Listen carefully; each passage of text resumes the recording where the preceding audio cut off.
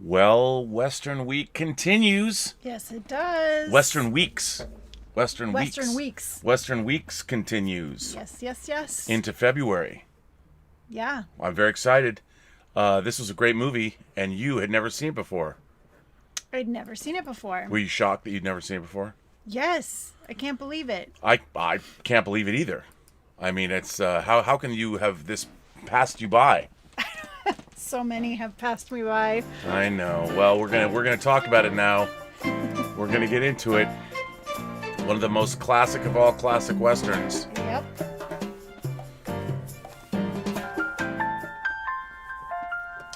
Very exciting. Indeed. Well, oops. Greetings, imagination connoisseurs. Once again, it is I, your Duke of Dope Discourse. You're here to see this lovely creature here. And who are you? I am Elysabeth Gwendolyn Belle, the ace, the arbiter of cinematic excellence, And the enchantress of entertainment. Well, I'll tell you one thing. It's I'm really enjoying delving into Western history, the history of the Western. We watched My Darling Clementine from 1946. Yes. Then there's The Good, the Bad, and the Ugly. Well, different release dates, 66, 67. I put 67 down. But we watched the English language, the extended English language version that was completed by MGM in 2003. Mm-hmm. The restoration. So that's the version of the movie that we watched. Yes. And, of course, this is the third of Sergio Leone's famed Man with No Name trilogy. And The Good, the Bad, and the Ugly. Eli Wallach, Lee Van Cleef, and, of course, Clint Eastwood is the Man with No Name, or Blondie as he's known, or Joe in some circles, if you want to go back to Fistful of Dollars for a few dollars more. But, so yeah. So is it the same character throughout the three movies? Yeah, pretty much. I mean, you know, sure. Absolutely. I think that we've established that, yes, the Man with No Name trilogy that's what it's known by, so it's the same guy. Okay. You know? And what are your first of all, before we start, because I'm very curious to get into this with you, I noticed we have Tenebrae's wine, which kind of goes back to this because Dario Argento helped Sergio Leone write Once Upon a Time in the West. Yeah. Which is something we could be watching, I don't know. But he also made a movie called Tenebrae. Oh, wow, perfect. So here's Tenebrae. I mean, I don't know if you planned that. I'm sure you didn't. I didn't. There you go. I just thought the label was cool. Well, Tenebrae red. I guess this is a blend. Yes, it's a blend. It's a blend. Well, let's check it out. It's a blend of a lot of Italian goodness. That's what I think it is. So here you go. Here's Tenebrae. Thank you. Tenebrae. I'm a big fan. Tenebrae is one of my favorite Dario Argento movies, by the way. That's so cool. It's very good. I have it on Blu-ray. Would you be surprised by that? Not at all. How many copies do you have? That's the two copies actually, two different ones. Cheers to Sergio Leone's amazing movie.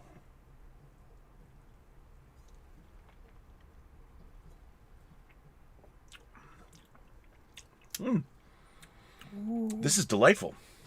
So good. What a unique taste. I'm glad I bought 2 bottles. I know. I'm glad you bought 2 bottles, too. This is a unique taste for a unique film. Mm-hmm. So, obviously, one of the interesting things about this movie, it was filmed all over. It was filmed in Italy, Spain, Mexico. Yeah. But I think one of the interesting things about these movies is the fact that they don't really... I mean, they take place in the American West... But they're not actually shot in the American West. And especially this film, because, you know, the Southern and, of course, the Union Army and the Confederate Army were known for clashing in the middle of the desert. Yeah, I mean, I was so confused by having the Civil War in the middle of the Old West. I couldn't wrap my head around it. I was like, Well, I think it adds... And then I had to do some research. I was like, how far west did the Civil War go? I always thought it stopped at Texas, and it didn't go past the Mississippi. What did you discover in your research? That's correct. There was one battle in Arizona. Really? Yeah. Well, that's where this could have been set. You know? Maybe, yeah. Then I thought, okay, there was a battle in Arizona, so maybe that was the battle. But it's interesting because I think that obviously the people in this movie, they look very European. I mean, everybody does kind of look, aside from Clint Eastwood, You know, everybody else has a very like. What I love about this film, there's nothing I don't love about this film. I'll be honest with you. I love this movie, but even from the opening shot, you know, the extra wide angle lenses when you see this guy. Yes. You know, the first face of this guy just come into the frame and his eyes are there. One of the three men that is hunting. I guess they're bounty hunters that are hunting for Tuco, the ugly.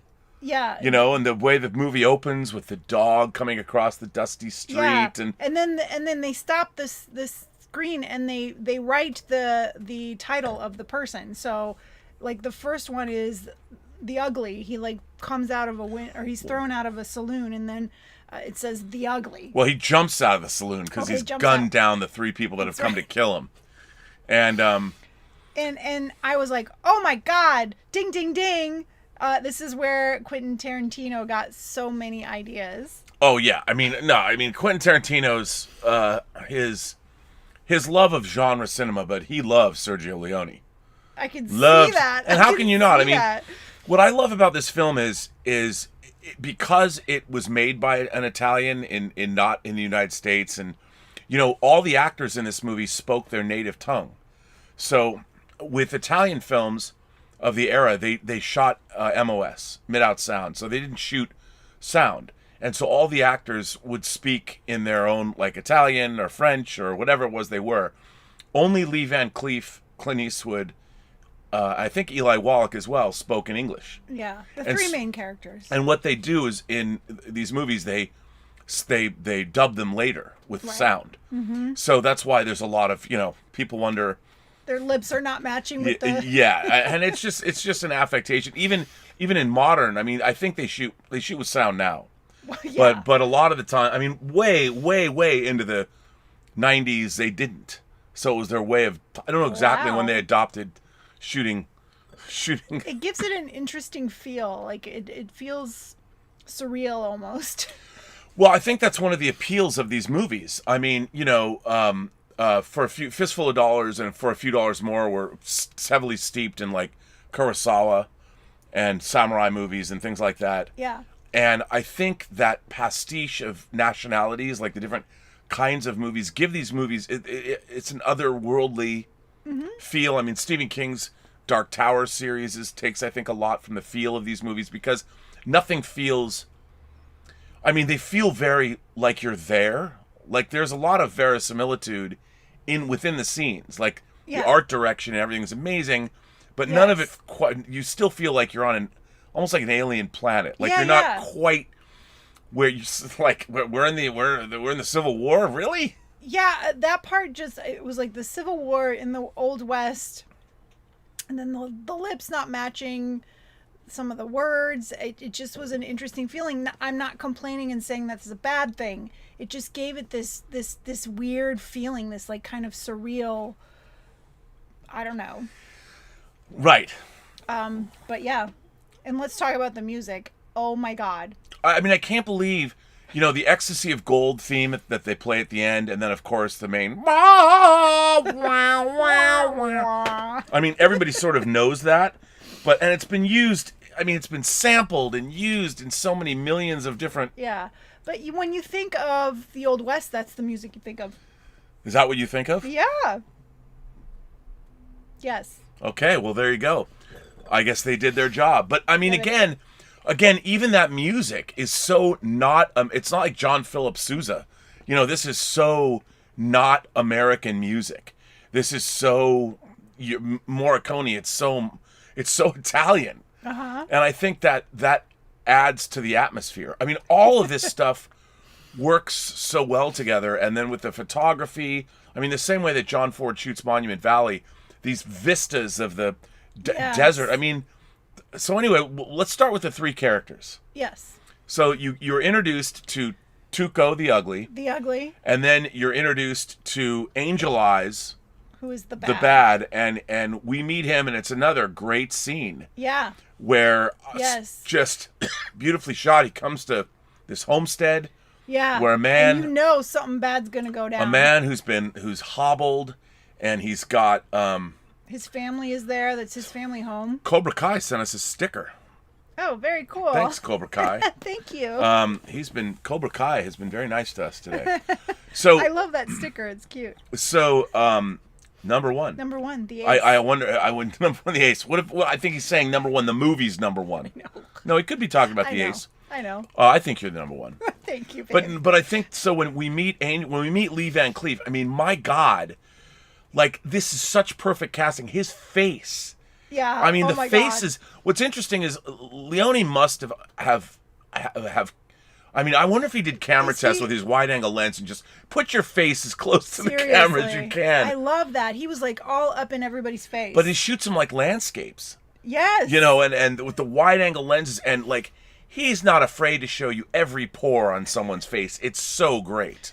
But it adds to that tension that, like, something's going to happen. Like, this guy looks bad, and he's showing up at somebody's house, and then it's so ominous. It's like, oh, boy. Oh, and how Lee Van Cleef is framed shadowy in the door, silhouetted. And Leone is obviously, we're not saying anything that film scholars haven't talked about for the last 50 years, but the way he uses giant, wide master shots. I mean, huge master shots with people are dwarfed or how horses dwarfed. Yeah. It doesn't matter. And he'll go from a wide master to a close-up of someone's face. I mean, it's ballsy filmmaking, and it's him. Like there's not a lot of other people who's ever. It's his signature, and it's so indelible. I mean, it makes these films so much fun to watch. And the scene when they introduce Lee Van Cleef as the bad, it's the tension is drawn out. You don't know, like he's in no hurry. Lee Van Cleef is in no hurry to come in, and you see that there's a family there. There's the native wife, the indigenous wife, and there's the kids, and the guy who's clearly a soldier. He's strapped, but he's hobbled. And he knows why. He knows. He knows some shit's about to go down. And it's so great how Lee Van Cleef, the kid goes away, the wife goes away, and he saunters. The wife and the son, they know. Like, she grabs her son, and she's like, maybe we should go outside. And the pacing of this scene, I would call it languidly paced, because it's... Yeah. He's in no hurry, but it's all about that heightened sensibility. And if you want to go back to Tarantino, I think the beginning of Inglourious Bastards, yes, when Monsieur Lapetite and the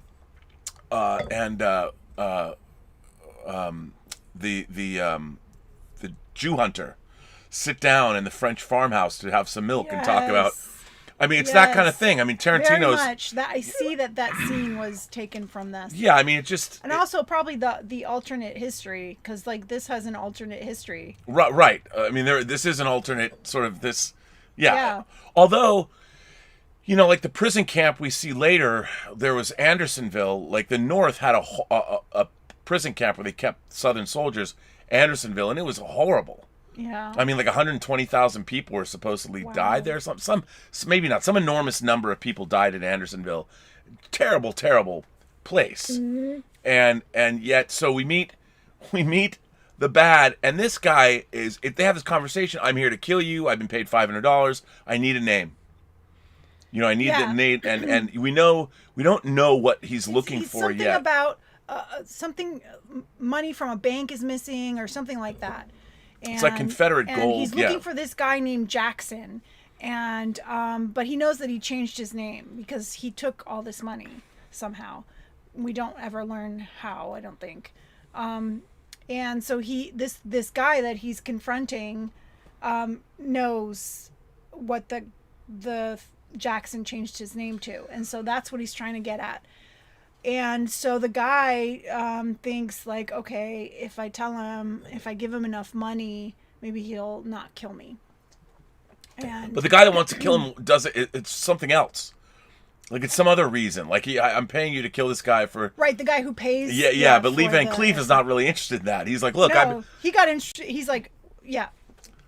After he kills him and takes his money, he takes the $1,000 that he paid and takes that as he's been hired now to assassinate the guy who hired him to kill him. Yeah. So he has no scruples. He's like, actually, he does have scruples. He's like, I will always finish the job that I'm paid to do. You can't.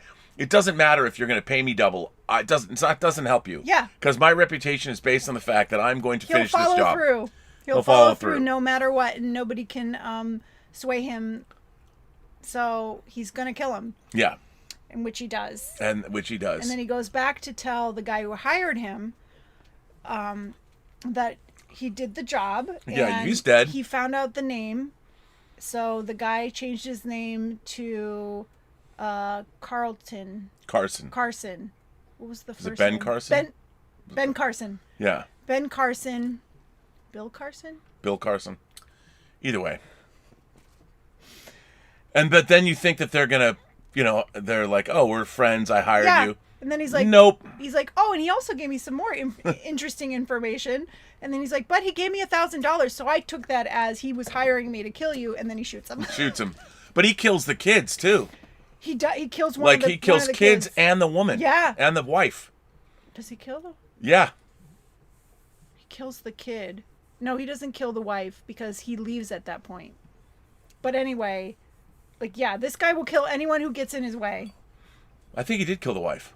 No, she wails at the end. At the end of that scene. Oh, well, okay, there you go. She sees her husband and her son dead. Both sons. I don't think the younger son gets killed. It's just the older one. Oh. Either way, he's a bad dude. That's why he's the bad. He's the bad. And then, of course, we meet Clint Eastwood. Yes. And Clint Eastwood is actually in business with the ugly. Uh-huh. Tuco and Clint are pulling the old switcheroo. Clint pretends to bring Tuco in. They collect the money on him. And they split the money. And so every time that happens, his bounty goes higher. And so his bounty went from 2,000. Well, and then when Tuco's going to get hung for these crimes, Clint Eastwood shoots. He shoots the rope, noose. So and then he gets away on the horse, and then they split the money. And then the bounty goes up. The bounty goes up. It went up from 2,000 and went to 3,000. And so he again turns him in, and this time he shoots the rope, but when they're out in the desert, he's like, your bounty's not going to go any higher than 3,000. He's like, see ya. Basically. Smell you later. It's 70 miles to town. I think you might make it. Yeah, and... if you conserve your energy, I think you'll make it. So, Blondie, as he's called in the movie, he takes off, but Tuco, against all odds, makes it back to a town. He does, and boy, is he pissed. Boy, is he pissed, and he goes in and he basically robs the hardware store. He gets his pistols. He does. But what I really like about Tuco is he's not inept. And as we see in the scene when he gets the pistols from the hardware store, he's like he knows his weapons. Listening to the drum. the mechanisms, the drum, and then he's mixing and matching the rifle, the barrels, and the. And this film also has some really clever dialogue because. At the end, after he puts together the gun he wants, he says to the store owner, how much? And you think he's asking him, how much does he owe him? But he meant, how much do you have? Right. I have $10. He's like, I have $20. I have $20. He's like, okay, 100. Okay, 200. That's all I have. Yeah, he robs the dude. And no, but it's, you really like, even though Tuco's a bad guy, I liked him. You like this character, and you like, even though Lee Van Cleef is a cold-blooded killer, I like him too. Yes. Like you love to hate him, but you also like, ooh, this guy's a bad. Because they're fascinating characters, right? And that's what's so great is you're completely sucked in by these characters, and Leone spends his own sweet time letting us really get to know them. He's establishing the milieu and. Even though the authenticity of the inauthenticity is just dripping off the screen and the wide angles and oh man, and with the music, I mean it's almost this movie's almost hypnotic in a way. Yeah. And they keep talking about one of the guys is the guy with the gold is part of the Confederacy, and right. So as it all unfolds, everybody finds out. So Clint Eastwood, eventually Tuco catches up with him. He does. He's pissed. And kind of gets the drop on him. He does. So he does the same thing. He switches it now, and he leaves, tries to torture Clint Eastwood, or he does torture him. He does. By taking him out in the desert and taunting him and just making him walk without any water. Meanwhile, Yeah, like 100 miles. Like he's literally torturing him. He's torturing in him. the sun. He's in the getting sun. sunburned. He's walking without water. Yeah. You know, he even he's washing his feet at one point. He's like, drink And all my this dirty water. He uses water, splashes it on his face, and he's got this bucket of water. He's putting his foot in it and washing his foot and laughing and eating and drinking and taunting him.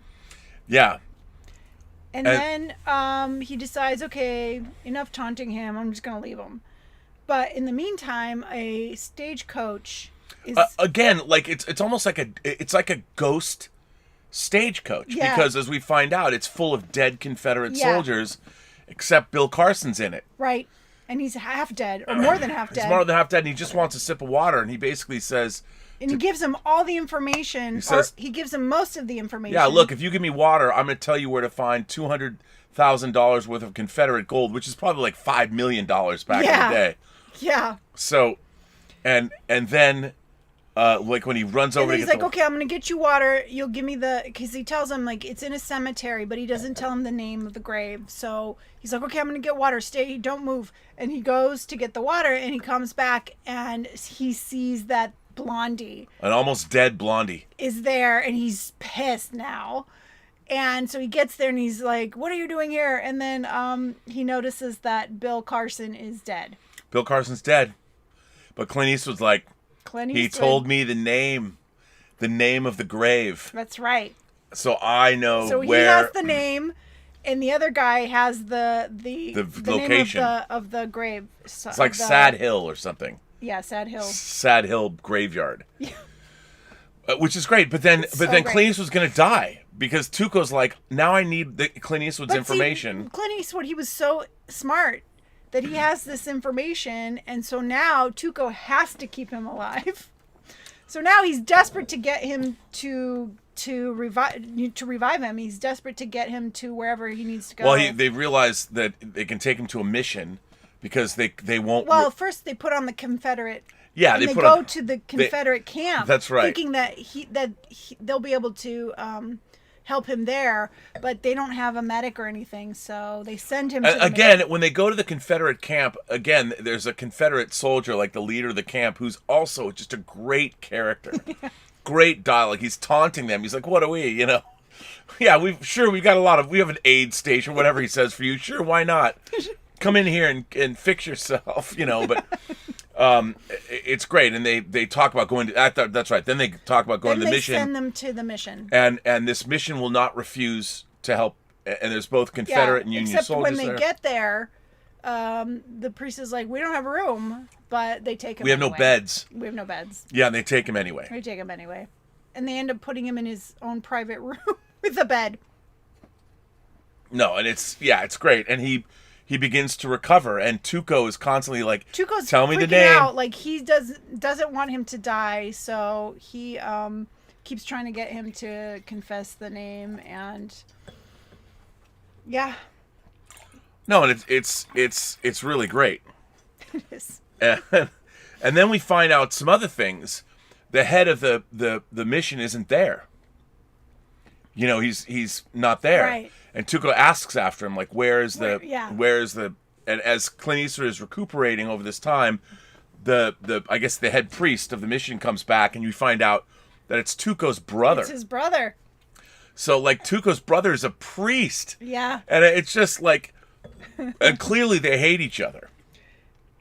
They love each other, but they are also, I mean, the brother is really disappointed in his. Yeah, and the family, the mother. And he's like, you know, and he finally asks about their parents, and he's like, you're just asking now. You've been gone for 9 years. You've gone for 9 years. Mother died and father died. Mother died years ago, and father just died. And he was asking about you. Yeah. And what's great is, what I love about this scene is so Italian.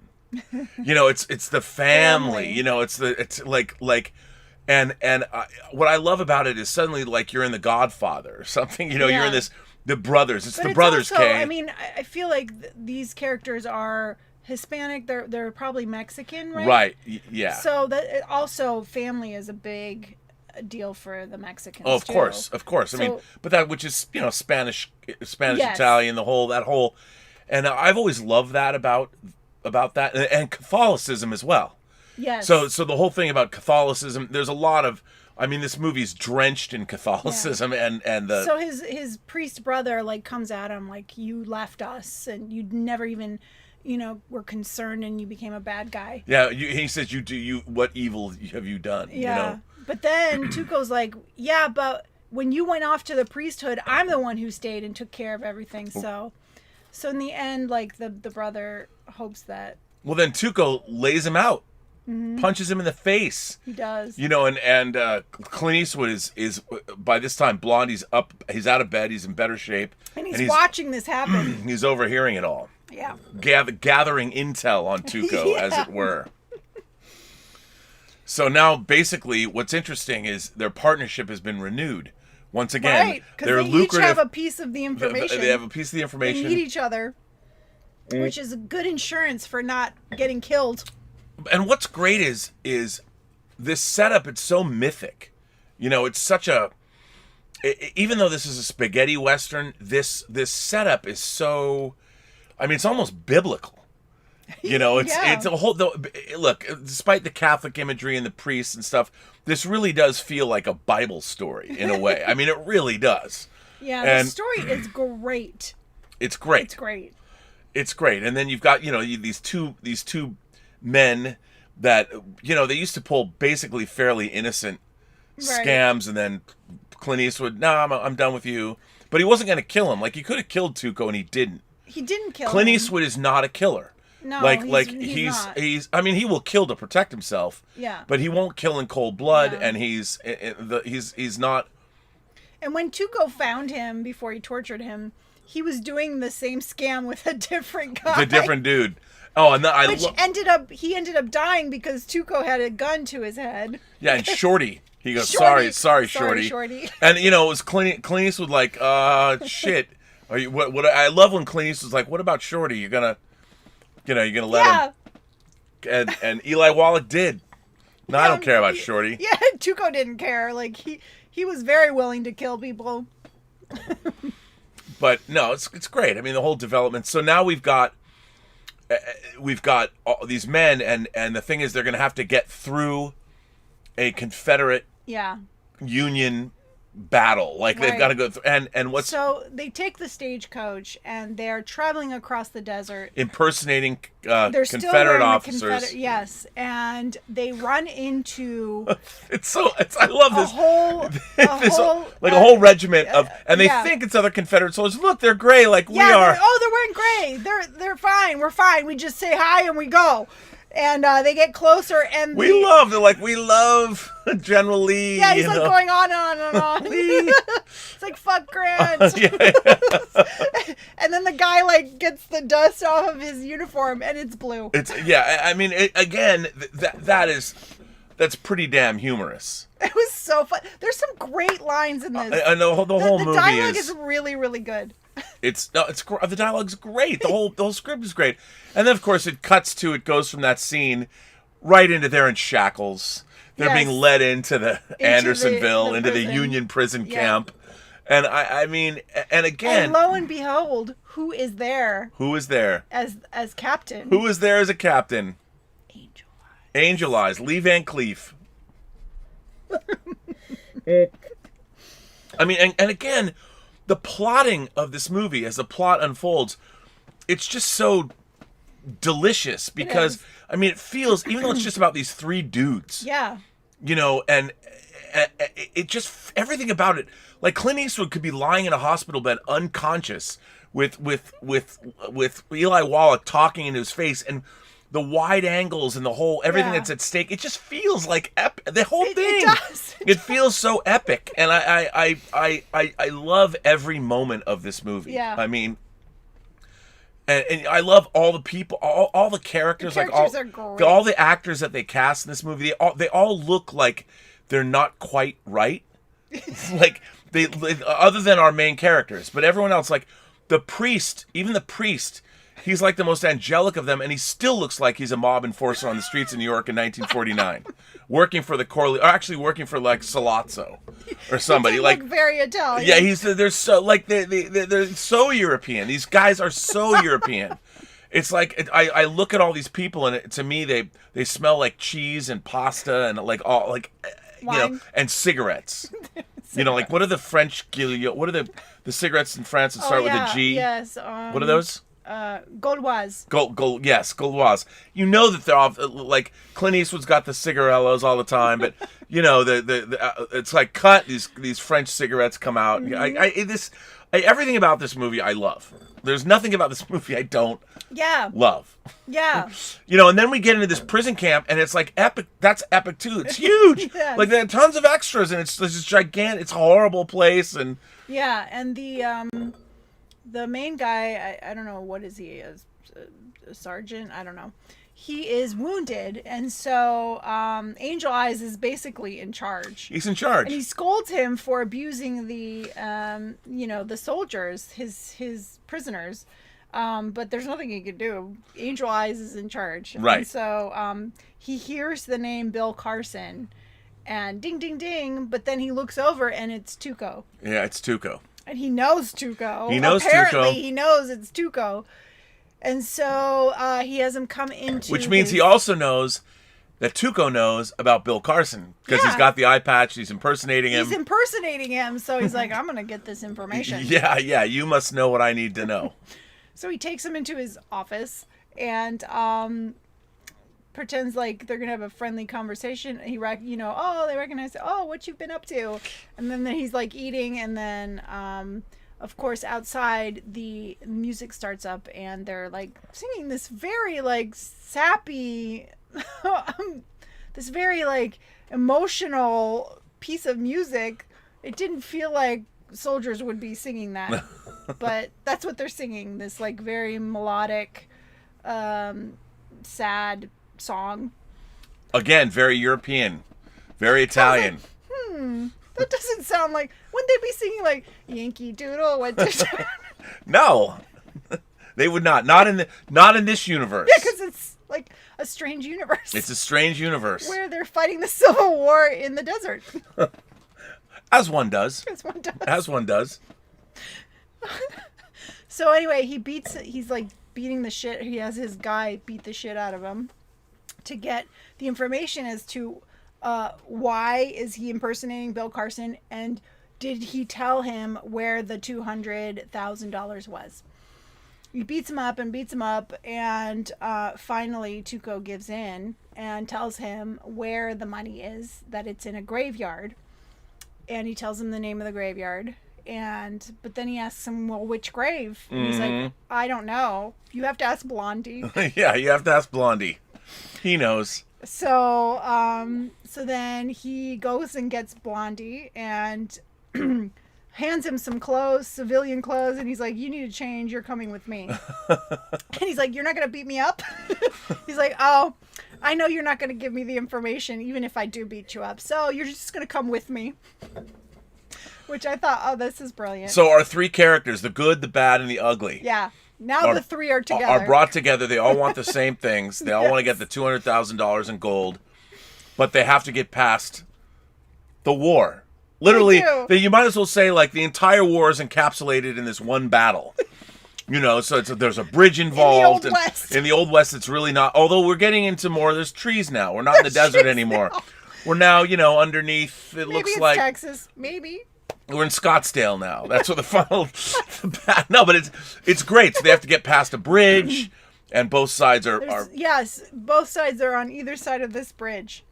And I do what another thing I like about this movie is war is not glamorous at all. No. Like all the conflict between the Union and the Confederacy is shown as being, it's just a shithole. For everybody. It's like when you see the Union soldiers full of, they're just riding there wherever they were coming from, full of the dust, the stagecoach that came out of the desert that was at a full gallop, the haunted stagecoach full of dead Confederate men men that are just about dead. Dusty and dirty. It's just everything, the way that the Civil War is depicted, everything about it is just horrible. Yeah. It's horrible. It was horrible. No, but but in the movie, it's like the worst. And to me, it's Leone going, "You fucking Americans." Yeah. You Not that there dumbasses. isn't like civil war and Franco or whatever the hell all around Europe, but the not all around Europe, but I love the fact that the American Civil War is depicted in this film as being particularly heinous. All right. Like everything about it is, and I love the way. I love the way it's depicted as being this horrible, like it's almost like it's purgatory. Like if you're involved in the American Civil War in this movie, you're in purgatory. You're on your way to hell, and there is no afterlife. There's no good here, and the priests are the mission. It's like maybe we can help save. It's not you're saving these men's lives. Maybe we can save their souls. It's like everybody is lost, and I love that about this. Yeah. I love how Leone portrays the Civil War because it was Americans against Americans. It was just Well, even well, before we get to the battle, Angel Eyes takes Blondie, and he has 5 or 6. No, there's 6 total. So there's 5 gunmen that he has with him. And Blondie figures this out, and he's like, we might as well just travel together because they were just following. And he shot one, I think. But so they get to this town that's all bombed out, like an old Western town that's all bombed out. It was like so weird. I was like, this is very strange. And so they're in this town, and in the meantime, Tuco escapes from being imprisoned by... There's a whole scene where he is chained to the guy who beat him up, and they're in a train, and he they fall out of the train, and he kills the guy, banging his... And anyway, he's chained to him, so he doesn't know how to get out of the chain because the gun doesn't work, and so he puts the guy on the train tracks, and the train comes. I was like, oh my god, this is gonna be so messy. But the train comes and breaks the chain, and then Tuco ends up in the same town as Snake Eyes, Angel Eyes. Snake Eyes is a different franchise, dear. Sorry. Well, the crowd just went crazy. It was a slip. Snake Eyes. It was a slip of the tongue. She's a G.I. Joe fan too. I did watch G.I. Joe when I was a kid. Anyway. That's why you said Snake Eyes. Angel You weren't talking about Eyes. the Nicolas Cage Brian De Palma movie. You weren't talking about that. Although you could have been. I don't know. I just slipped out. So Angel Eyes and Blondie and all his thugs are in the same town. Tuco gets there. He sees a bath. He gets into the bath. This guy who's hunting him down shows up. And this is a great line. I loved this line. So the guy confronts him. He's in the bathtub. He's like, I've been following you for 8 years, and you. Well, it's one of the 3. It's one of the 3 gunmen from the beginning of the movie. Oh, yeah. He's like, I've been following you for 8 years. He has one arm. He's like, I've learned to shoot with my left hand, and then Tuco shoots him, and he's like, if you're gonna shoot a gun, shoot it. Don't talk. I thought that line was great. That's great. I mean, no, everything in this. Again, there's some great lines in this movie. So then, so I didn't mean to rush it. Sorry, I'm always rushing you. Blondie finds Tuco and tells him that he's with with Angel Eyes, and that he's got the 5 gunmen with him, and he needs help killing them so they can get away. And so him and Tuco kill all these guys, or most of them, and then they want to kill Angel Eyes, but he leaves a note on the dead guy. See you later, idiots. Yeah, I'm out. Bye. He's like, bye, idiots. And he's like, this note's for you. I thought that was another funny line. No, yes. Anyway, so Angel Eyes is out of the picture for the moment. So now the 2 of them are going to find the gold. And they have to pass through the Civil War. And so... So does Angel Eyes. Yeah. So, right. So they are trying to get there, and they're captured by some soldiers.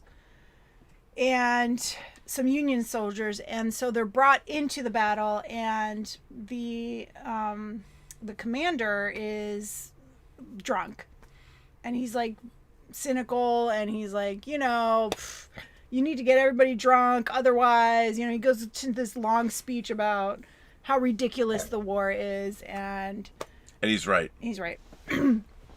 So, then what happens? Well, then they're gonna like blow up a bridge. Yeah. They have to like they're like, we need to get on the other yeah, side. we got... And the only way we can do that, because these idiots keep fighting over the bridge, is to blow up the bridge. We're gonna blow up the bridge. Yeah. So they strap dynamite on all the posts, and they blow it up. They blow it up. And then what happens to all the people? What happens to all the soldiers? Then all the soldiers like bomb each other. Like then they start like fighting again, and they bomb each other into oblivion. Pretty much. I mean, it's again. If you didn't see this as some kind of a Hieronymus Bosch painting or something, the soldiers they all kill each other. The entire wipe each other out utterly to the point where everybody's dead. Like there's no, and it's done. I mean, there is as our characters as they're walking through the carnage, as Blondie and he lingers on. You see all of the dead bodies, and there's a moment where he finds a soldier not quite dead, and he feels compassion for him. He feels compassion for him. And so he puts his coat on him. And well, I love that scene. It's like a young, an impossibly pretty, blonde European dude. Yeah. He doesn't look like an American unless he's like Troy Donahue living in L.A. He's like the European Troy Donahue, and he's like there. And Clint Eastwood, what's so great is, and this is awesome, he takes the jacket, like this duster, and he puts the duster over the guy, and he takes his cigarello out. Yeah, and he lets the guy take a couple puffs. Takes a couple puffs, and you see it, and then, of course, he turns and dies. But then Clint Eastwood doesn't take the duster back. No. He takes a poncho. And becomes, if he wasn't already cool, right. I mean, he becomes the most iconic Clint Eastwood ever when he's got the poncho on him now, and Tuco's running off to the cemetery. Now Tuco's gotten onto a horse, and he's like taken off, and Clint Eastwood, of course, in his cool Western swagger, is like, and he starts shooting at him, right? No. He goes to the cannon. Oh yes, he goes to the cannon. He lights the cannon, and he lights the cannon on fire, and he takes 2 shots at Tuco. Yeah, the first shot gets him off the horse. Gets him off, yeah, and then he's running. And then the second shot is he just like freaks him out. But he's like there. He's like, the cemetery is like right now, there. Now, what did you think about that cemetery? That was the most unusual cemetery. I even said to you, do you think they set that up? Like, there's no way there's a real cemetery like that. I don't know. And I didn't, and the way the graves were built up, like the dirt was built up. Yeah. That's why I thought, like, they created that. I've just so you know, when I die, since I was a kid, when I first saw this movie, I'm like, I want to be buried in that cemetery. I want to, like, it's like Stonehenge, but for dead people. Yeah, except I don't think it exists. Well, no, I'm sure it doesn't exist. I mean, it's whatever it is, if it's real or not. It's just the coolest, this circular cemetery. Yeah, like the graves on spoke. It might as well be like an Paris. Alien flying saucer landing pad, because in the center... Yeah. There's like this stone pad or something. But then there's the great. I mean, there's the great ecstasy of gold. Yes. Na na na na na na na na na na na na na na na na. And as he's looking around, Tuco's like running around, and he starts running, and then it gets the camera's pan is swish panning, and he's running and swish panning, trying to find the right. Oh, because he did get the name, or he thought he got the name. Of the grave. Before they cross the bridge, like after we forgot that. Yeah, he's like, okay, so if neither one of us survives, we should share this information, and so they do. He tells him the name of the cemetery, and Clint Eastwood tells him the name of the grave, which was No, I forgot. Yeah, I forget the name of the guys, but it's I should know this because I've seen this movie 65 times. I gotta remember this name, and now I forgot. If I was doing movie trivia showdown, I would lose. This You would be would a great lose. question. What's the name of the? It would be. What's the name of the? But I would have said the real It starts name. with an A. Like, not Arthur. No. Sad Hill. Arch Stanton. Arch Stanton. Arch Stanton is the name of the grave. That's the name that Clint Eastwood. Stanton. Arch Stanton. Stanton was the name of the street, the cross street that my street was on growing up. Arch Stanton is the name. How can we forget that? Arch Stanton. Stanton. Come on, don't forget that, people. Don't forget that. it, in case you're ever in a trivia game. No, but I mean, it's so like, and Leone just spends. Like any other movie, if you made this movie today, people like, you can cut down the scene where he's running through the graveyard. Oh no, it's great. It's great, and I mean, the music is playing and the camera's just whipping around. He's running around. You're like, and you know what? You could feel how frantic he was to find this. Well, there's a reason this piece of music is called "The Ecstasy of Gold." I mean, it's like this. He might as well be getting the greatest hand job of his life. I mean, he's running around. It's so like, I'm gonna find the gold. And he needs to find it before Blondie reaches him. Right. Right? And it's so and great. So he's running around like a crazy person, and finally he finds it. And he starts digging. You find Arch Stanton's grave. With a piece of another... Yeah, he cracks off something from another grave and starts digging a board, using it to dig. And then all of a sudden, who shows up? And again, just one of the most iconic shots. I mean, Spielberg totally borrowed this for Indiana Jones. You see the shadow and Clint Eastwood's hat.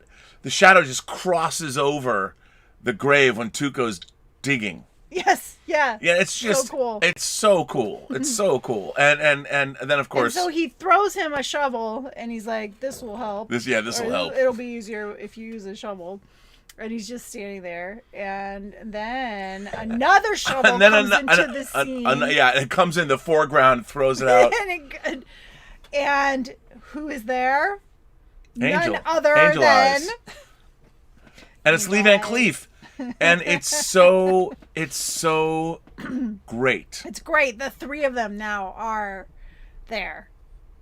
And so they open up the grave, and there's nothing in there. He's like, "You're not going to find anything there." And so then he's like, "Well, we need to work for it."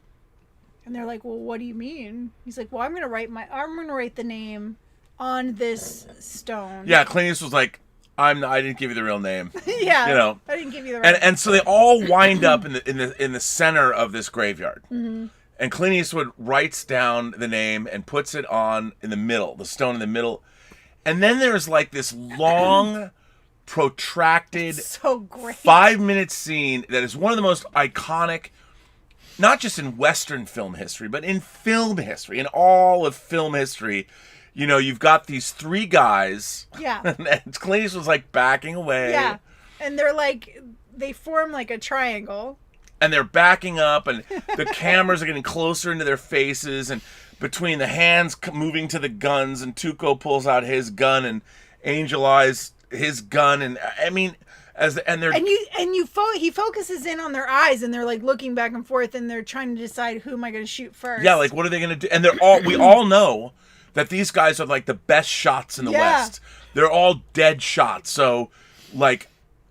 What are we gonna do? Like, and it's so. And who's gonna shoot first? Who's gonna shoot first? It's so good. It is it's so good. And then after 5 minutes of that, seeing close-ups of their eyes, looking back and forth, and the tension, he builds up the tension, and then all of a sudden you hear a shot, and then tons of shots, and both Tuco and Blondie shot Angel Eyes.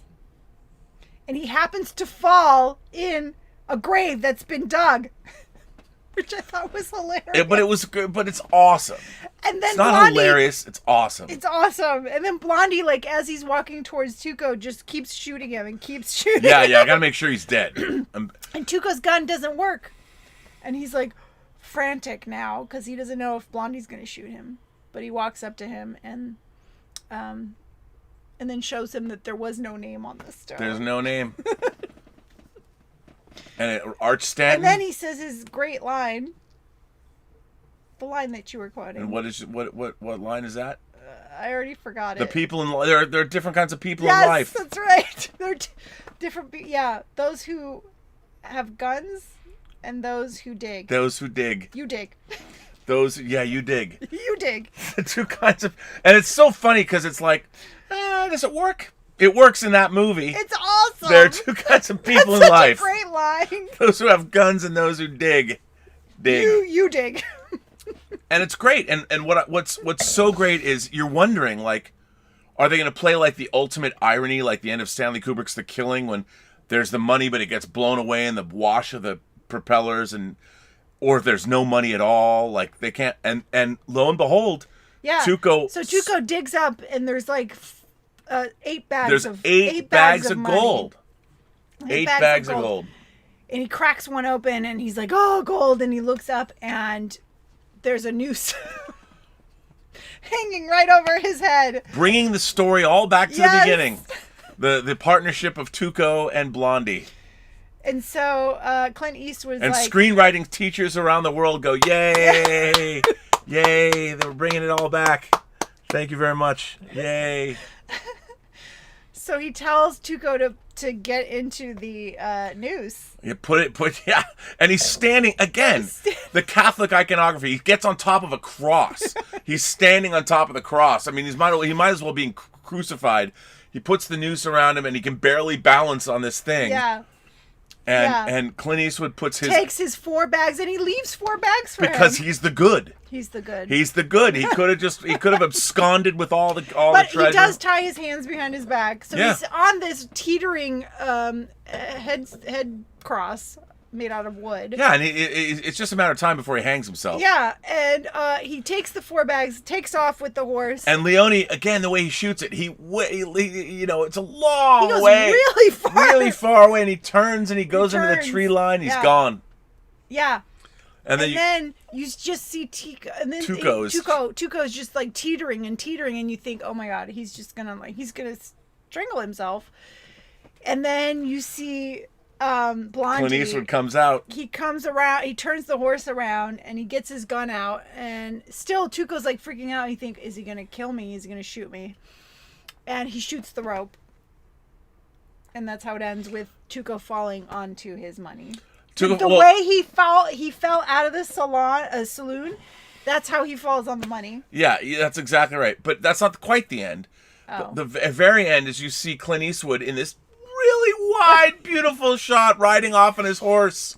Yes, as Ennio Morricone's that's right. music is blaring. And it's just it's great. It's so great. Yeah. I mean, it doesn't get much better than that. Yeah. And there's just something about the whole. I mean, now it's really funny because you this movie has been ripped off in so many different ways. It's been parodied in pop culture. The music has been played. There's a great. But when something is really good, I feel like when people copy it in any way, whether it's a parody or not, that's a compliment. I mean, you wouldn't copy a bad movie. No, it is. But my whole thing is this. Here's what I worry about. And I obsess over this all the time. But I don't say, honey, I'm obsessing over it again. I don't do. But I wonder, like the original Planet of the Apes. Yeah. I mean, The Simpsons has skewered everything. Whether it's Robot Chicken, it doesn't matter what. Mad Magazine. Our culture has a tendency to these iconic things. They get recycled and made fun of all throughout our pop culture.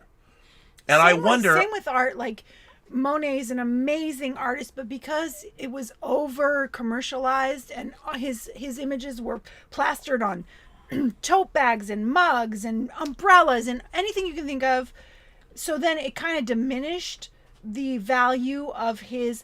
But when you go back to the actual paintings and you actually see them in person, they are just amazing. And all that commercialization just goes away, because when you're standing in front of a Monet, you are overwhelmed with the beauty of it.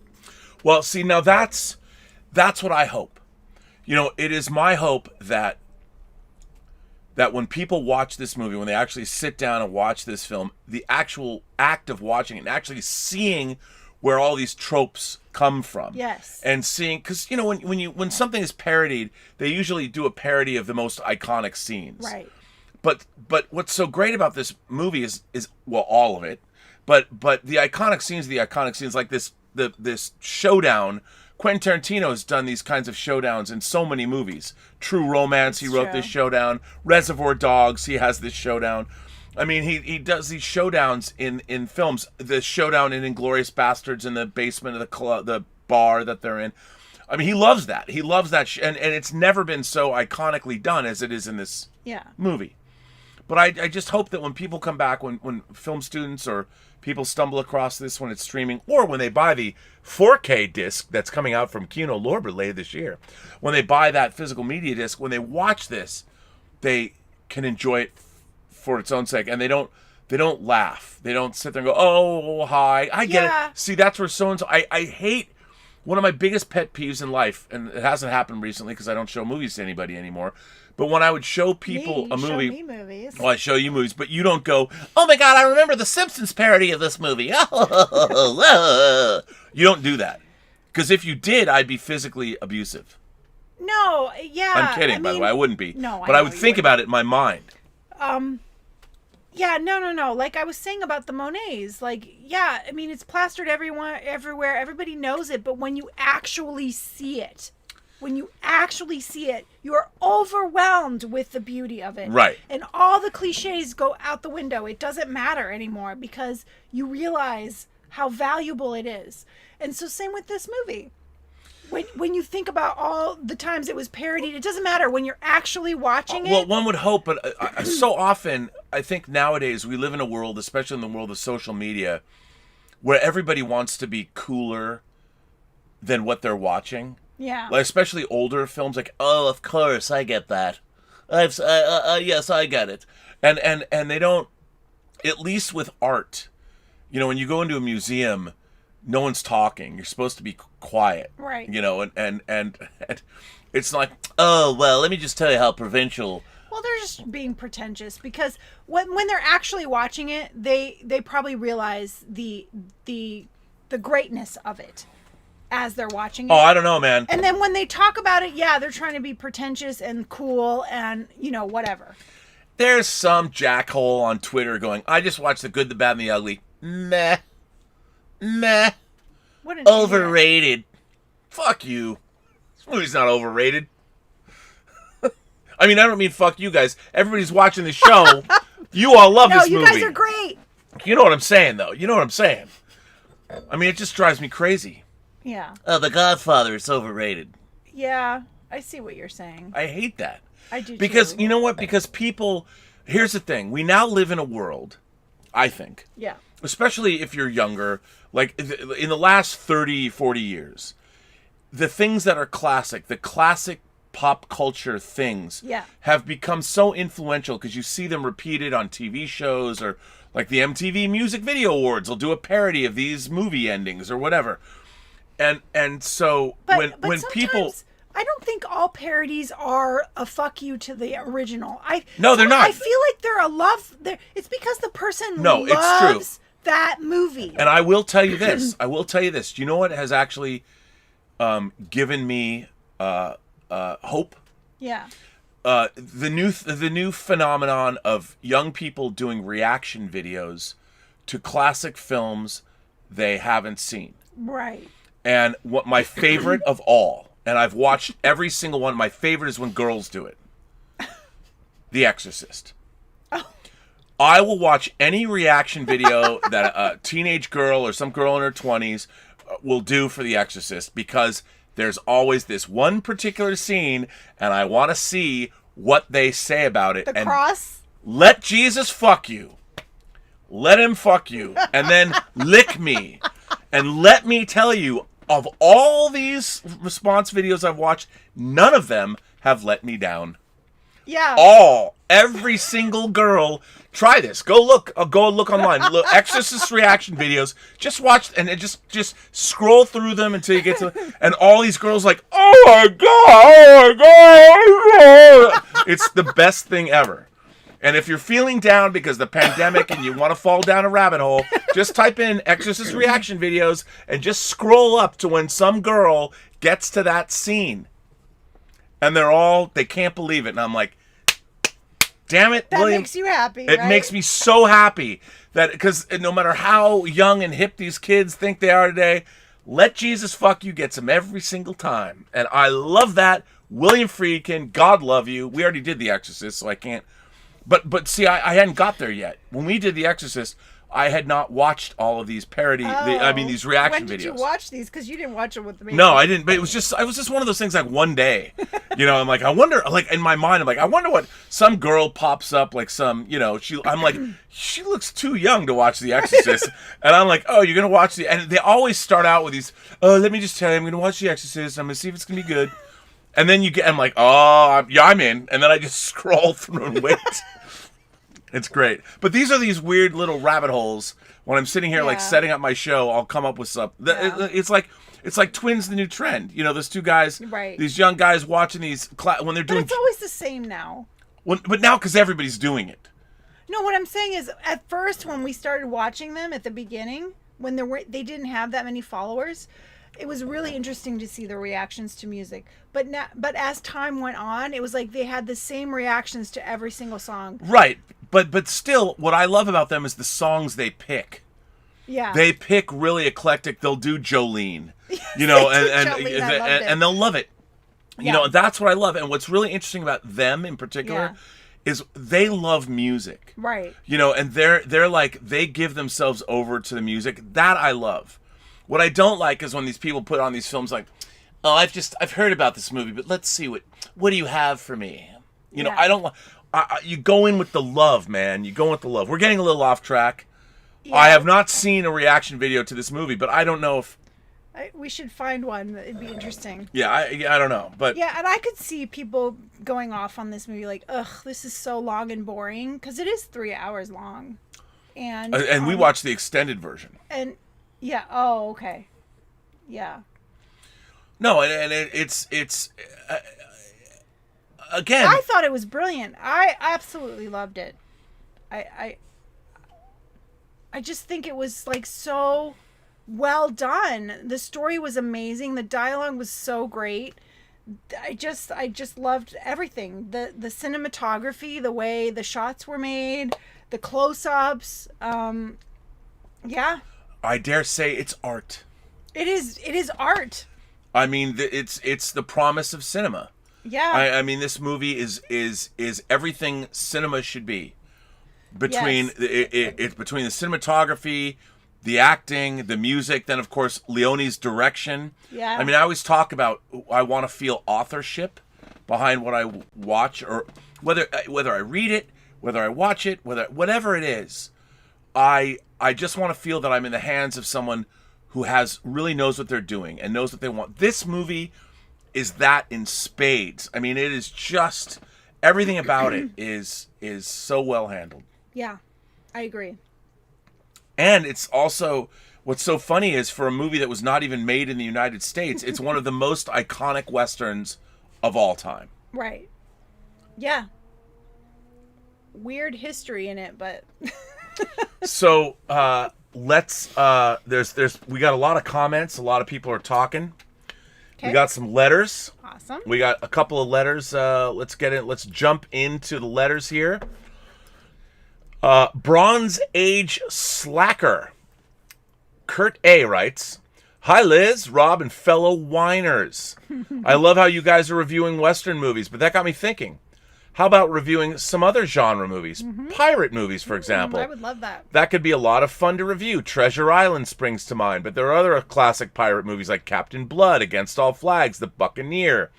For a more modern pirate movie, you could do Pirates of the Caribbean, The Curse of the Black Pearl. I would love While that. not technically a pirate movie, I'd love to see you two review Master and Commander, The Far Side of the World, one of my favorite films of all time. Mine too. Master and Commander is the best Star Trek movie that was made since Star Trek 2, even though it's not a Star Trek movie. Oh. What? You've never seen Master No, and I don't Commander? think I've seen it. Holy God. Do you want to see a guillotine in Piccadilly? Want to call that raggedy arse Napoleon your king? Do you want your children to sing the, what is that? Marseillaise. La Marseillaise. There you go. If not pirate movies, how about historical dramas based on real individuals? Cleopatra, Spartacus, or Yes. something more modern like The Wolf of Wall Street come to mind. Anyway, Yes. it's just a thought. Those are great suggestions. They're all great suggestions. I love you guys. Keep up the good work and never let your glasses go empty. That is from Bronze I Age have slacker to say, Kurde. I am taking a science fiction class this term, and there are a lot of movies that I have to watch. So I'm wondering if maybe we should do those movies as they come up for the show. I'm all for that. You know me. I probably own them all. Oh, I'm sure you If do. I don't own them, I'm going to feel upset. No, you do. Because I was looking at the list. I just got the... Oh, you didn't even tell me this. I just got it. What are some of the movies on the list? This afternoon. There's a lot. You can't I'll show you name the one? list. Not one? 2001 Oh, is on there. What else? I mean, I could bring it up. I got 2001 in 4K. Of course. Bring it up. I'll read another letter. This comes from Tom Jr. Jackson. Tom Jr. Jackson says, "Howdy, Rob and Ace. I'm writing to you about a film I've never seen. The Good, the Bad, and the Ugly." This film, which takes place during the Civil War in the Southwest and yet filmed in Rome, Spain, and Mexico. Some people think the character Joe, played by the legendary Clint Eastwood, is really a younger version of his character he played in the beautiful and brilliant film Unforgiven, only using an alias in his elder years. The first 20 minutes of this film are brutal. We see a man and his young son killed, and then afterwards a man killed in his bed with a pillow over his face and shot in the face through said pillow. Now, for 1966, such violence was unheard of. It's almost Tarantino-esque by today's standards. We meet Clint Eastwood's Joe, who takes Tuco, who's played by Eli Wallach, in for the reward, only to find that they're in cahoots with each other to make money off the said reward. When Joe decides that they've gone as far as they can go, Tuco becomes pissed and tries to have Joe murdered, only to end up teaming up again to beat a sadistic and messed up criminal played by very creepy and slimy Lee Van Cleef and the Union Army.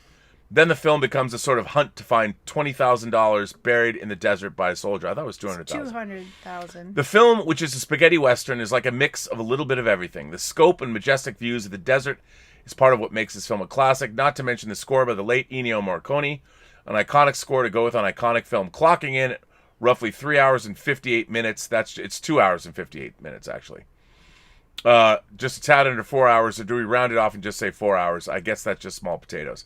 Now, Clint Eastwood has come a long way with his first screen appearance in the 1955 film Revenge of the Creature, as a scientist named Jennings, as well as an appearance in the 1955 film Tarantula, which, if you haven't seen it, is a great 1950s monster movie at its best. Don't forget, at one point, Clint Eastwood even showed up on Mr. Ed, playing himself. All in all, this Western was perfect for whining about Westerns. They don't make these scaling epics anymore, and it is sad because at one point, every stunt person wanted to make a Western just to ride a horse and shoot a gun and be part of something epic.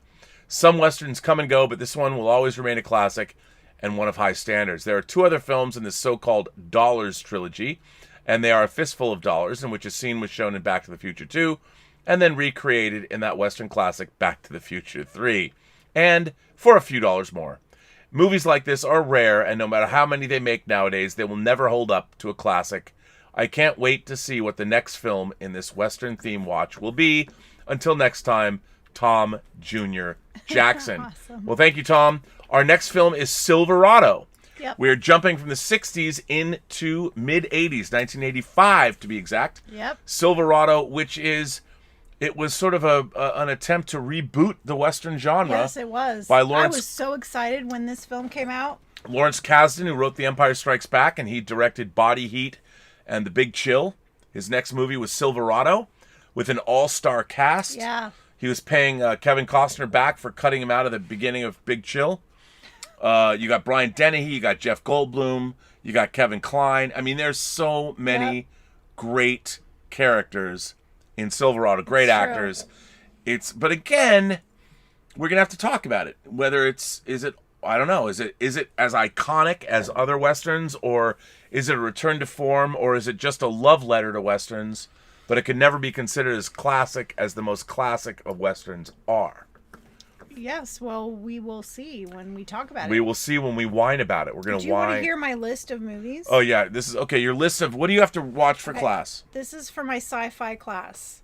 So, 2001. Mm. Oh, before that, we're watching Forbidden Planet. Which we've watched. 2001, and then, that's a book. Sunrays, Space is the Place. Watch. Is that something you know? I don't know what Space is the Place is. Blade Runner. I've heard of that. Ad Astra. You've heard of that. Ad Astra. What a disappointment. I think that's it. Then there's a book. That's it. That's it? Yeah. That's your science fiction? No, but there's books. There's books, and then there's other things too. If Ad Astra's on the list, I'm very disappointed. So anyway, that's from a different movie too. Let's see what people are saying. Let's get in there. Let's see. First of all, you know who's our first... I already read this already once, but I'm going to read it again. Commander Claudius wrote in and said, on my observations, Bonsoir, Robert. Was there an Elysabeth last night? Did we already do the good, the bad, and the ugly? Remember, Rob, there are two kinds of people in the world. Those with guns and those that dig. You dig? Well, guess what? We have not done good, the bad, and the ugly yet, Claudius. Oh, wait. We just did.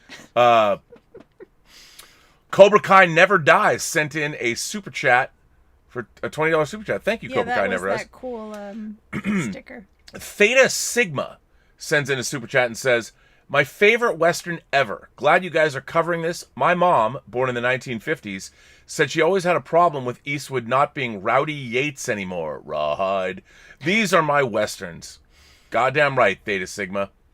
Cobra Kai Never Dies sends in another super chat and says, you're both awesome. Oh, I would love Clint Eastwood and Ron Howard to do a movie together. That would have been good. I wouldn't have minded that. That'd be they cool. never did a movie together. They still can. They still can. Cinema Gulp, once again, I think Cinema Gulp's got a thing for you. Cinema Gulp says, Elysabeth, you look amazing. Thank you. You stopped reading my letter, Rob. Was it something I said? Did I stop reading? I didn't stop reading your letters. Which letter? I don't know. I never stopped reading your letters. Was it something you said? No, I don't know. I don't know. I have lots of letters I haven't read yet. I have never stopped reading somebody's letters. Ever. Well, maybe you haven't read one of his in a while. I don't know. That might be. You need to find them. Why? Yes, I will. Timbula the Spider Monkey sends in a tip and says, this was the first Western I ever saw, and it's still firmly placed in my top 10. I love everything about it, from the cinematography to the score and everything in between. As far as I can see, it has no flaws. I would agree with that. Yes, I agree with that. I would agree with that. OG sends in a super chat and says, cheers, great show.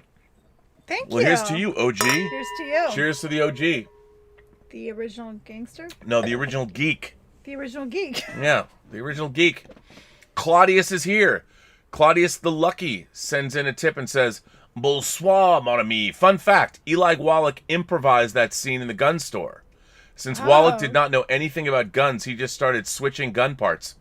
Note, you cannot switch gun parts. That's what I was wondering. I'm like, would that even work? Wow. I wondered that, Claude. I was like, wait, can you do that? Well, what was weird is I was thinking that when we were rewatching it again, because I'm like, wait a minute. Are those all the same gun? Like, I guess you could have because when the guy puts it out on the counter, he's like, this is this, and they're all different guns. And then he starts, like, switching the parts, and I'm like, does that even work? Then I'm like, yeah, but you know what? Because it takes place in a weird pseudo world, in the world of this movie, it does work.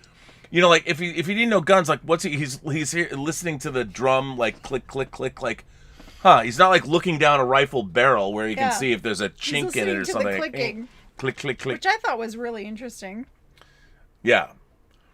That's very interesting. That's awesome. Claudius the Wretched comes back and says, this film is reminiscent of the Battle of the Bulge, the World War II film historically set in the Ardennes. What's the name of that? I can't. Ardennes? Ardennes?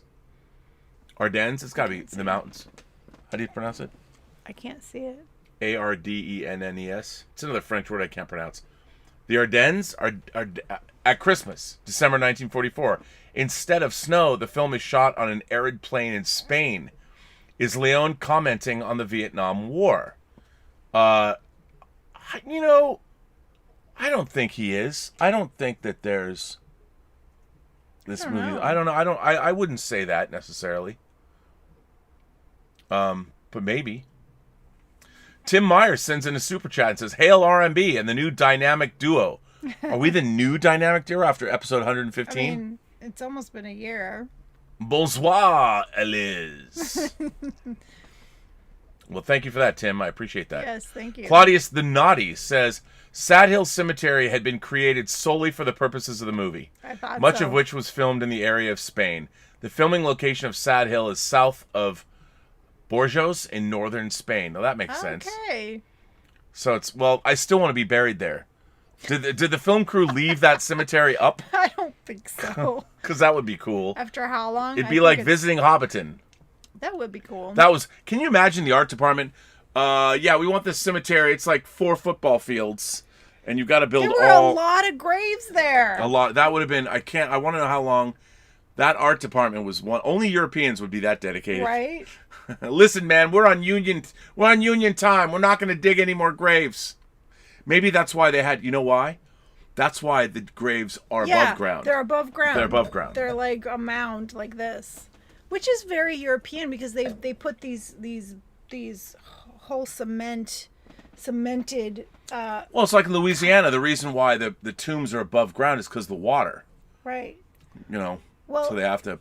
I know French cemeteries, like a lot of them have this huge cement covering over the grave, which is above ground, and it's pretty big. Like, Well, there you go. Theta Sigma sends in a super chat and says, the epicness of this movie was reduced by Paint Your Wagon. Come on now. what's Paint Your Wagon it's a musical. Clint Eastwood sings. He does? Listen, you can't... Was he in the musical? Yes. One movie cannot be diminished by another movie. You can't say that. You can't. You can't, like... I don't think that The Rise of Skywalker diminishes The Empire Strikes Back in any way, shape, or form. Yeah, I mean, you have to think about it that this inspired... The Rise of Skywalker diminishes all people and everyone who lives on the Earth, but it doesn't diminish the greatness of The Empire Strikes Back. Right? Right. Cheers to that. Okay. Tom Jr. Jackson says, Rob, we in the chat would like to know, were you bullied by Matt Groening as a youngster in school?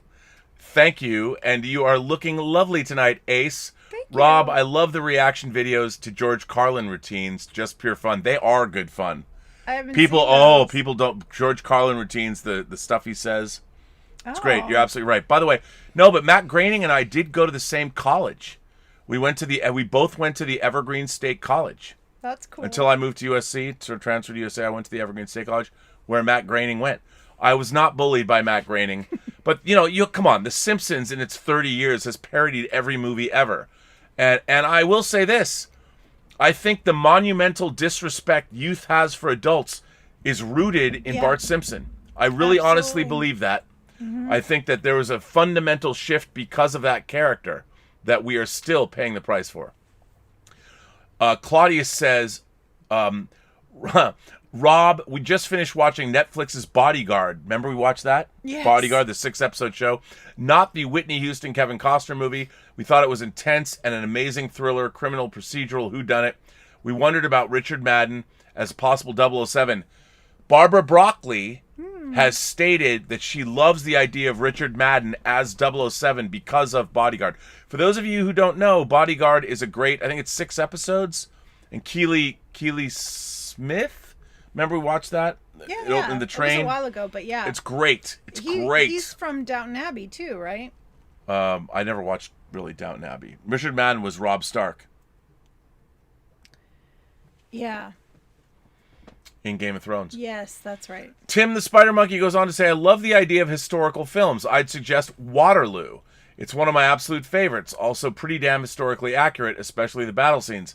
It's true. Waterloo failed at the box office, and that's why Kubrick never made Napoleon, because of that. Anonymous says, which night are you going to do Jonah Hex? Now, there's a Western. We will not be doing Jonah Hex. I mean, you know what? I love the Jonah Hex comics. I mean, I love the character. Bless you. Josh Brolin, his first foray into comic book. Josh Brolin's been in Jonah Hex, Deadpool, and he played Thanos. Yes. So, yeah. We're not going to do Jonah Hex. Okay.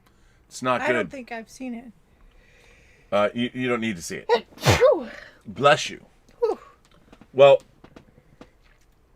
has been we're over time, babe. We are? Yeah, we are at we're at Claudius the Naughty says the headstones were removed. Volunteers have started to restore the site to the movie scene. Oh. Their chaotic labors have been recorded in Sad Hill Unearthed, a documentary by the Spanish filmmaker and cinema fanatic Guillermo de Oliveira. Oh, very cool.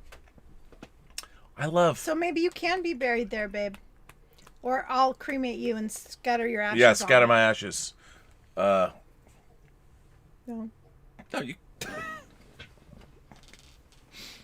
can. So, this was number 2 of our Western extravaganza. So our next movie is Silverado, which we're going to do Monday night. Yes. Monday night. I mean, we might be like a day behind, but we're doing it Monday night because you're seeing your mom tomorrow. I want to go see my mom tomorrow, so, yeah, we're going to do it Monday night after my class. After my sci-fi class. After sci-fi class. And when do we have to watch 2001? Oh, it did have the dates. Because we haven't watched 2001 for whining about movies. We have not. So, 2001. Well, first is Forbidden Planet. Which we did on the show. The week of February 1st is when we watch it. When you watch 2001? No, Forbidden Planet. 2001 is February 8th. Well, we can watch that and save it because we're in the middle of viewer's choice. We are. Now, S-Beam sends in a thumbs up. Sticker. A sticker. Thank you for that, S-Beam. Thank you. I appreciate that. That's cute. So yeah, we're gonna watch Silverado next, and then after that, we don't know. We've asked. There's gonna be viewers. Viewers are gonna pick one. Yeah. But we are watching. What do we say? We're watching Unforgiven. Is gonna be our last one. Yes, and I wanted to do True Grit. Oh, right. No. So we're gonna do Unforgiven. Then we should do True. We'll do True Grit before Unforgiven. Even though I want to do both of them. I want to compare the both. Yeah. So True Grit's how we're ending. Oh, it'll be our finale. Our finale will be the two True Grits. Yeah. Even though the remake of True Grit came after Unforgiven, I do think that Unforgiven is kind of a period on the entire Western genre that stars and was directed by Clint Eastwood and won Best Picture. And it's one of my favorite movies of all time. So you want to do that one last? No, I don't think we have to do it last. I think we should do the double feature of So we'll do it right before True Grit. Yeah, so Monday we're gonna do Silverado. Wednesday is viewer's choice. Oh, that's right, viewer's choice. Whatever whatever the viewers pick. Right. We're gonna do that. Yes, on Wednesday. That'll be Wednesday, and then Friday will be Unforgiven. Right. And then Sunday will be the True Grit double. The True Grit double. That's right. Sunday. Yeah, next Sunday. Yeah, that's great. And then Western weeks are over, so that's what. Yeah, and then we go into Viewer's choice. So tell us what Western to watch on Wednesday. Yes. And there we are. Tell Richard which Western you want. Yeah, tell the Richard because we have to get it. Yeah. Plus, he has to take the survey, and people have to vote. Yeah. People have to vote before Wednesday. before Wednesday. Tell the Richard. It's probably the Richard on will be on the Facebook page. Yeah. So yeah, there you go. So there you go. Well, that ends this show. I want to thank, first of all, our moderating staff, beginning with Mike Bodden and the Richard. I don't know who's here tonight. I know Joshua Levesque is here, so thank you, Joshua, for being here. Justin Toner is here. I don't know who else is here, but I want to thank my moderating staff that makes the channel what it is. So thank you guys for being here. I also want to thank all of you for supporting the channel generously through super chats and tips. That's very nice. That helps us keep going. And yeah, so we'll keep doing more of these themed shows. I think it's fun. This has been fun. So, you know, now we're going to, we went from the 40s to the 60s. Now we're jumping ahead to the 80s. So spanning 60 years. That's right, 60 years? Yeah, 60 years of Westerns. And very interesting. So Silverado is next. So on that, I guess we can say we've got to vote. We didn't do the bottoms up. Yeah, our bottoms up scale. Why am I thanking my moderators? Well, I can always thank the moderators. So we're doing our bottoms up scale. What is our bottoms up scale? Our bottoms up is from 1 to 4 glasses. From 1 to 4 glasses. Because there are 4 glasses in a bottle. 4 glasses in a bottle. All right. Yeah, I'm gonna give this 4 glasses. 4 glasses. I give it 4 glasses of wine as well. 4 glasses to the good, the bad, and the ugly. It does not get much better than this. It's great. It is great. Wow, wow, wow. There you go. So take us out. Everyone you meet has a story to tell. That you have yet to hear. And all you have to do is listen. And with that, have a better night. And remember, you're either someone who has a gun or someone who digs. You dig. Oh, I dig. You dig. Oh, man. Can I have the gun? No, I have the gun. The gun is good. The penis is evil. I don't get the gun. I need a Zed. Bye.